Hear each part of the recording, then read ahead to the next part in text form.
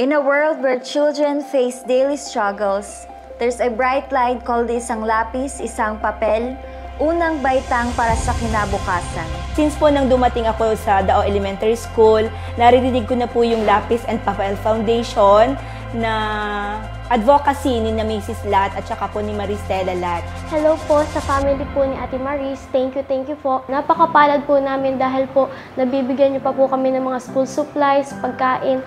Napaka-thankful po namin Dao sa inyo.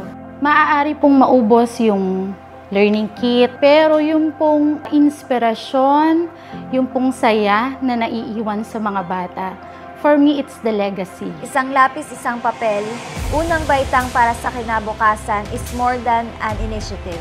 It's a heartfelt expression of love, compassion, and faith in every child's potential.